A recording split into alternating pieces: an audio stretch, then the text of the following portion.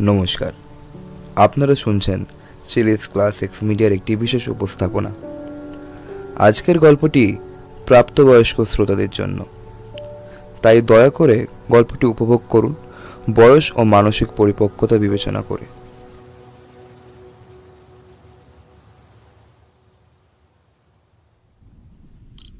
Camera rolling, sound and action. প্রিয় আদিত্য, জানি না এই চিঠিটা কখনো তোমার হাতে পৌঁছাবে কিনা, তবু আমার হৃদয়ের সমস্ত ভালোবাসা এই কয়েকটি শব্দে প্রকাশ করার চেষ্টা করছি। তোমার কাছ থেকে আমাকে ছিনিয়ে নেওয়া হয়েছে। যাকে আমরা নিজেদের মানুষ ভেবেছিলাম, সেই বিশ্বাসঘাতকতা করেছে। বাবার প্রতি অনুগত দেখানোর নামে আমার জীবনকে গুটিয়ে দিয়েছে। আমাকে এই অন্ধকার ঘরে আটকে রেখেছে, যেন আমি আর কখনো তোমার কাছে পৌঁছাতে না পারি। কাট। প্রেরণা, তোমার ডায়লগটা খুব বেশি ফিল্মি সাউন্ড করছে। আমার আরো ন্যাচারাল অ্যাক্টিং দরকার, আর একটু বেটার করতে হবে। আই এম সরি বাবান্দা, আমার আজ কিছুতেই ডায়লগ রেডি হচ্ছে না। ইফ ইউ ডোন্ট মাইন্ড, আমরা কালকে আবার রিটেক করতে পারি? প্রেরণা, আমাদের কাছে অত বাজেট নেই, কালকের মধ্যে সেটটা খুলে ফেলতে হবে, নাহলে মুশকিল হয়ে যাবে। তুমি আরেকটা লাস্ট একবার ট্রাই করো, আরেকটা লাস্ট অ্যাটেম্প প্লিজ। পারলে একটু জল খাও। ঠিক আছে, আমি আবার চেষ্টা করছি। Camera rolling, sound and action.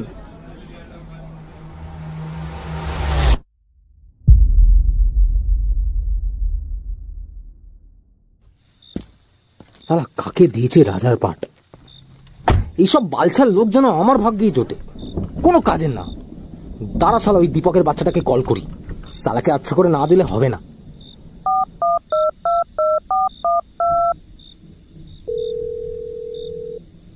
ধর মদ না, আরে ফোনটা ধর,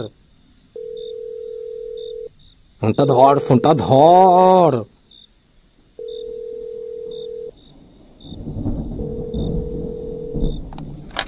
হ্যালো, হ্যাঁ হ্যালো। আরে ফোনটা ধরছিলে না কেন মদন? গাঁড়ে ঢুকিয়ে লেগেছিলে নাকি ফোনটা? হ্যাঁ, চিৎকার করছি কেন? তুমি জানো না কেন চিৎকার করছি? শালা যত সব বালছাল লোককে আমার ভাগ্যে জুকিয়েছ। ওরা ওরা অ্যাক্টিং এর কিছুই জানে না। সব শালা আমাকে ধরে শেখাতে হচ্ছে। কি? আমি কেন শেখাচ্ছি? আরে এটা বেসিক সেন্স নেই ওদের। আমি আগেও বলেছি দীপক দা, এইসব মডেল ইনফ্লুয়েন্সার দিয়ে সিনেমা করা যায় না। এরা শুধু ইনস্টাগ্রামে পোঁদ নাচাতেই পারে।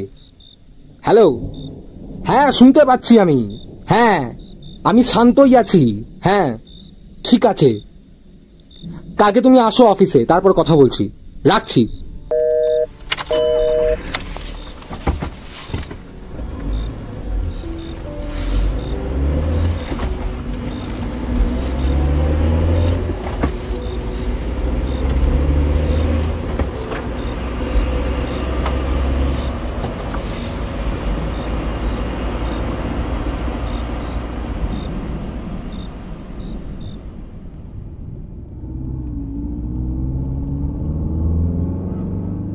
সালা মাথাটা গরম করে দিল জাস্ট। আজকে দিনটাই খারাপ পুরো। দেখি একটু রেডিওটা চালাই। I took the lead. Somebody's heart. चांदनी रोशनी में मैं खो गई, तेरी तस्वीरों में खुद को ढूंढती रही, तेरे साए ने फिर से दिल तोड़ दिया और मेरी उम्मीदों को मिट्टी में मिला दिया।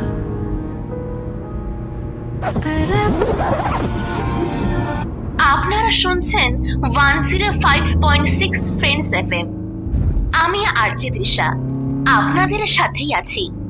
আজকের গভীর রাতে, এবং শুরু করছি আমাদের জনপ্রিয় হরর সেগমেন্ট নিশির ডাক। আজকের রাতটা একটু আলাদা। এর আগে আমরা কথা বলেছি ভূত, প্রেত, দুঃস্বপ্ন আর অভিশপ্ত বাড়ির কাহিনী নিয়ে, কিন্তু আজ আমরা পা রাখছি এক অন্য জগতে, এক অন্ধকার ইতিহাসের, এক প্রাচীন আত্মার গল্পে। আজ আমরা কথা বলবো লিলিথকে নিয়ে। আজ রাতের এই নিশীথে খুলে যাবে এক অজানা দরজা। তুমি কি তৈরি আছো লিলিথের গল্প শুনতে? এ আবার কি সব শুরু হলো? চ্যানেলটা চেঞ্জ করি। জনমুক্তি মোর্চা আজ থেকে 8 দিন স্থগিত রাখে। অনেকেই লিলিথের নাম কি শুনেছে, রে বাবা, চেঞ্জ হচ্ছে না কেন? খুব কম মানুষ জানেন সে কে ছিল আসলে।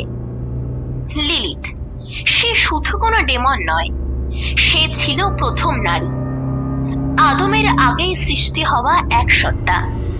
হ্যাঁ, ঠিকই শুনছেন।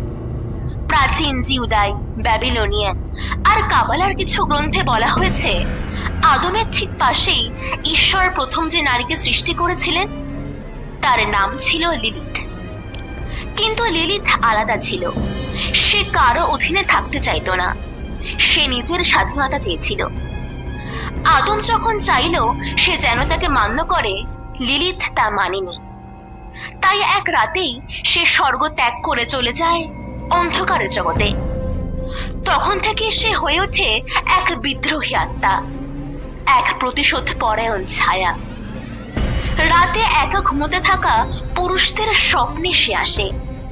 তোমার পছন্দের নারীর ছদ্মবেশে এসে তোমার সঙ্গে সংভোগ করতে চায়। নবজাতকদের উপর নজর রাখে, গর্ভবতী নারীদের আতঙ্ক হয়ে ওঠে। আর কেউ যদি তার নাম নিয়ে হাসাহাসি করে, সে তার জীবনে ঢুকে পড়ে নিঃশব্দে, ছায়ার মতো।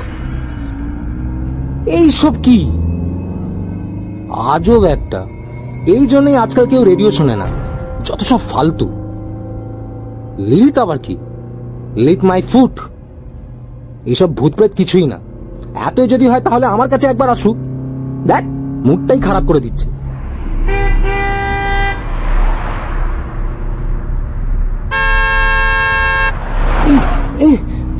সালা সালা, আর একটুর জন্য বেঁচে গেছি।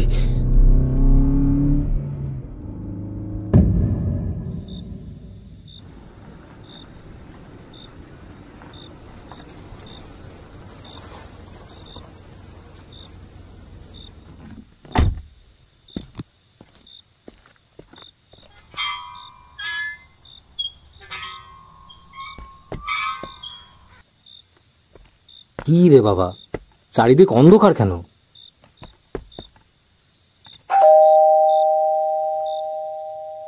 এই স্নিগ্ধা, দরজাটা খোলো। দেখ বাবা, এই মরণের একটা সিরিয়ালও হয়েছে। স্নিগ্ধা, এই স্নিগ্ধা, আরে কখন থেকে ডাকছি তোমায়। সরি একটু রান্না করেছিলাম, শুনতে পাইনি। ও আচ্ছা ঠিক আছে, সরি, তোমার উপর চিল্লিয়ে দিলাম। আজকে দিনটাই বড্ড খারাপ জানো তো, কেউ ভালো না শালা। আচ্ছা ঠিক আছে, শান্ত হও। সারাদিন খাটাখাটনি করে এসেছো, আগে গিয়ে ফ্রেশ হয়ে নাও, আমি খাবার বেড়ে দেবো। শোনো, আজ কিন্তু তোমার ফেভারিট ডিশটা রান্না করেছি, তাড়াতাড়ি স্নান করে নাও।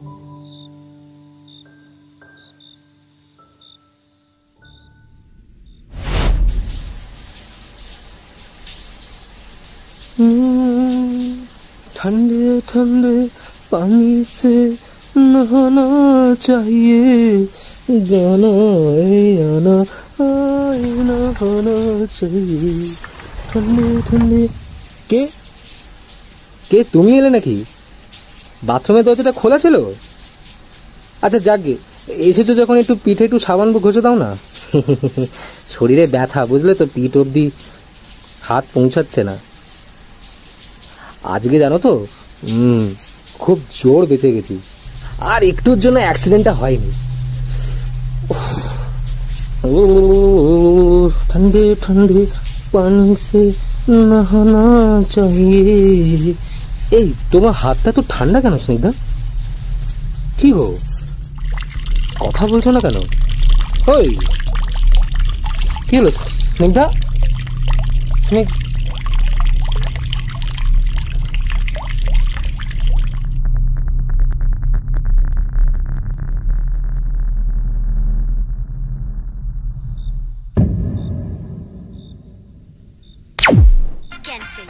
গল্পে নতুন চমক দেখুন অমর সঙ্গীত।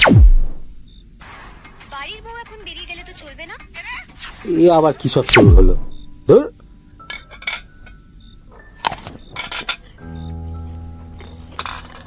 কোথায় হারিয়ে আছো বলো তো?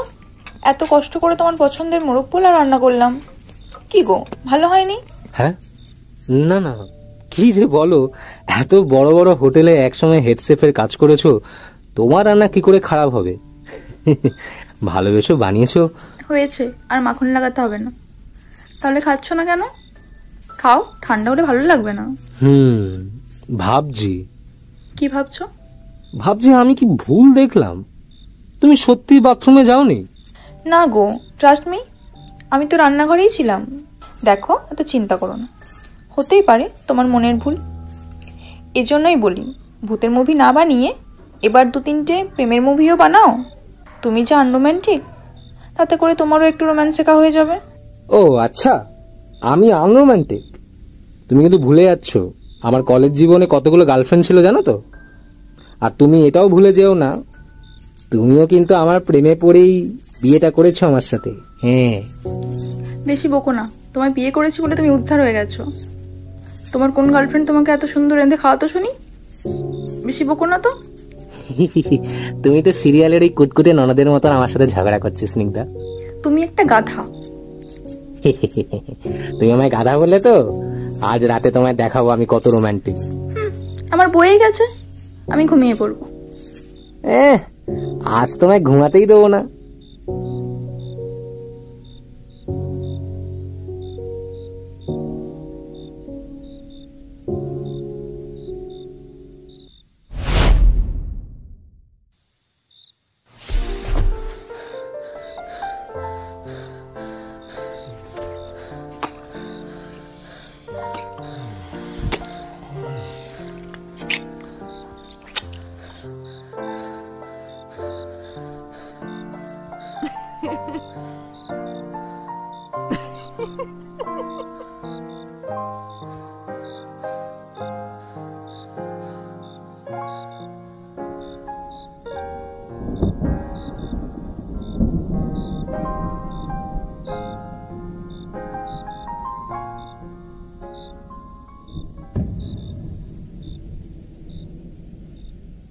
এত চিন্তা করলে হয় বলো তো?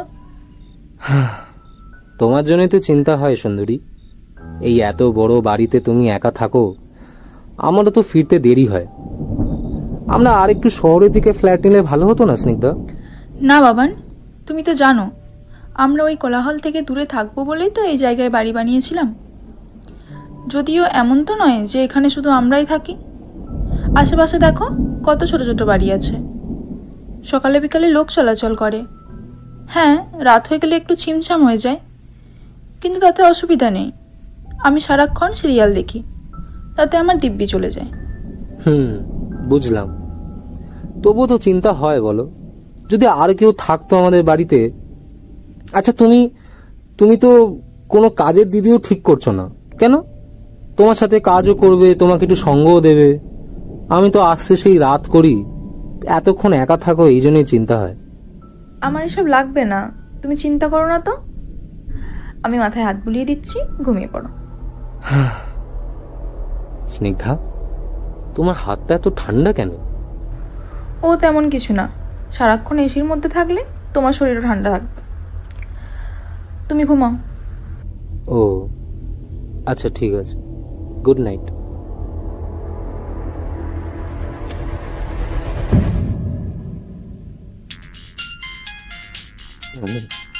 এ রে ভাই, এত রাতে ফোন করছে। Unknown number. হ্যালো। সেই রাত প্রায় 11টা থেকে ফোন করছি। কোথায় ছিলে তুমি? কত চিন্তায় ছিলাম জানো? একদিকে মায়ের শরীর এই অসুস্থতার জন্য আমাকে এভাবে চলে আসতে হলো, তার মধ্যে তুমি। ফোনটা নট রিচেবল বলছিল। কোথায় ছিলে তুমি? স্নিগ্ধা, তুমি? হ্যাঁ আমি। তুমি কোথায়?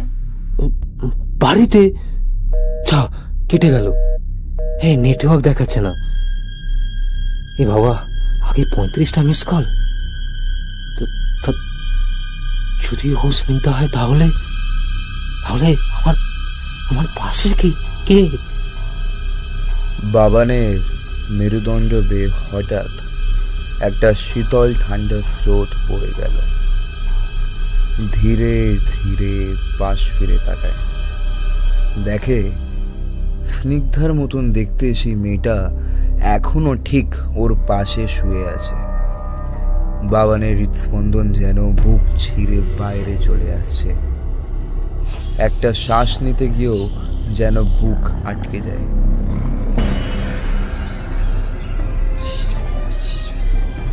আজও এই জন্যই আজকাল কেউ রেডিও শোনে না, যত সব ফালতু। লিলিত মাই ফুড, এসব ভূত প্রেত কিছুই না। এতই যদি হয় তাহলে আমার কাছে একবার আসুন, দেখ মুখটাই খারাপ করে দিচ্ছে।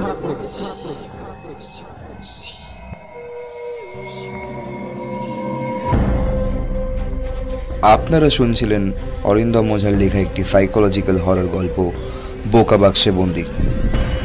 আজকের উপস্থাপিত গল্পটি মূল গল্পের উপর একটি আংশিক অ্যাডাপ্টেশন। মূল গল্পটির নাম অসংজ্ঞায়িত, যেটির অরিজিনাল রচয়িতা শ্রীজি ঘোষ। গল্পটির উৎস আমরা নিয়েছি দৃষ্টিকোণ বইমেলা পত্রিকা থেকে। যদি আপনি মূল গল্পটি পড়তে চান, দৃষ্টিকোণ পত্রিকা সংগ্রহ করতে ভুলবেন না। বাবানের চরিত্রে অরিন্দম ওঝা, প্রেরণার চরিত্রে প্রেরণা বিশ্বাস, স্নিগ্ধার চরিত্রে স্নিগ্ধা দাস, আরজে তৃষার চরিত্রে তৃষা দত্ত এবং গল্পের সূত্রধার আমি শুভজয় দে। পোস্টার ডিজাইন করেছেন অরিন্দম, সাউন্ড ডিজাইন দ্য ভয়েসম্যান, গান শ্রেষ্ঠ রয়, সহযোগিতায় টিএস ক্রিয়েশন। আজকের মতো এখানেই শেষ। ফিরে আসবো আবারও একটি নতুন গল্প নিয়ে। শুনতে থাকুন চিলিজ ক্লাসিক্স।